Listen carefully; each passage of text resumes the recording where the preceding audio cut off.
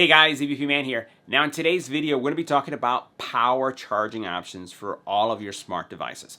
And if you're looking at picking up a Samsung Galaxy Flip 3 or Fold 3, or you already have, you'll notice it didn't come with the power charger. Now, if you're planning on picking up the iPhone, the new one coming out that will be announced around the corner, it's not going to have a power charger either. And if you're looking for just a charging option for any of your devices, and I'm talking about from smartphone to tablet, even to either a laptop or MacBook Pro, hey, Spigen's got you covered. So let's take a look at not only the power charging options, but we're going to also take a look at some of the cables that you'll want to pick up as well. So let's get right to it. Now, one of the great things about Spigen products is that they really have you covered for all of your charging needs. And as you can see right here, we have the full lineup of charging options, going from small all the way up to large, but not super large when it comes to footprint. We're looking at chargers that range anywhere from 20, 30, 40, 45, 70, and all the way up to 100 watts of power. Now, the cool thing about these chargers is that they're featuring GaN technology.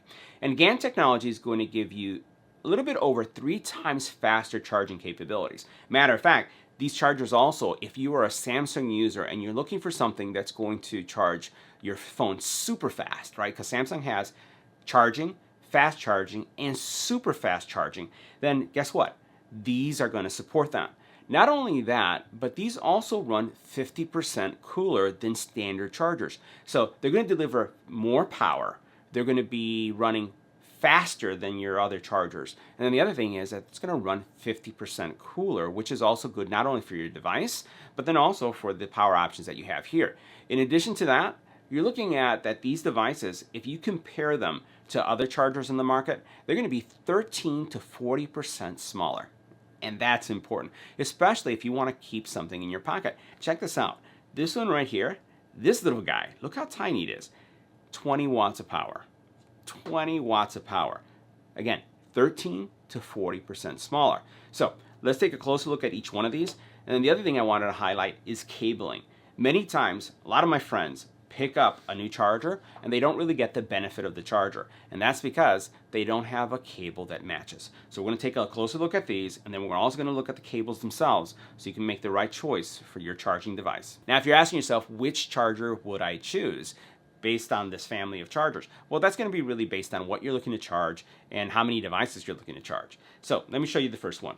So the first one right here, you'll notice is super tiny. This guy right here, even though it's small, 20 watts of total power, which is pretty impressive when you compare that to the original iPhone, when you used to get one, charger. Look at it right here. The size is not that much different. So this is going to give you 20 watts of power. Over here, this one's a little bit different, right? So this one will give you, has 2 ports here and has the same feature, right? But this one's going to give you 30 watts of power in a single port. So if you only use one, it's 30 watts, which is going to be good. If you use 2, then what you're going to basically get is 20 in each one. So that's going to give you total 40 watts charge to this. So 2 devices at 20 watts each. Now this next one is a single charger, and this one right here is going to give you 30 watts of power. So if all you need is a single device to be charged and you want 30 watts, and you notice the size difference, this is going to work for you too. Now this next one is a little bit different. This is a larger one, right? And this one is going to give you a total watt of 70 watts. But depending on what you have plugged in, it's going to distribute the power differently.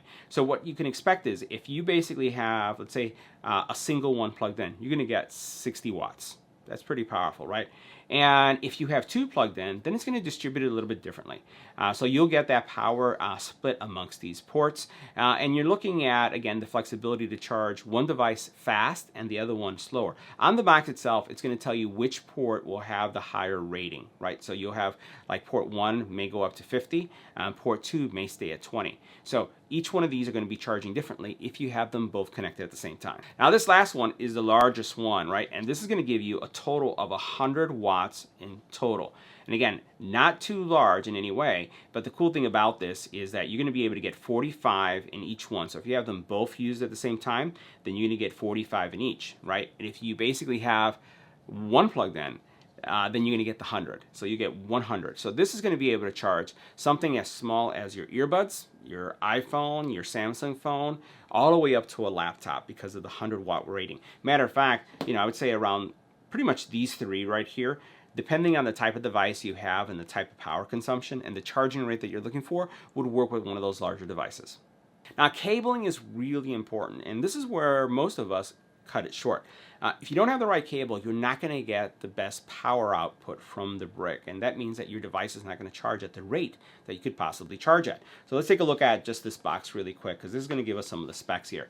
First of all, this is a cable that will support power delivery, 60 watts, 480 megabits from a data transfer perspective, and you can see the length.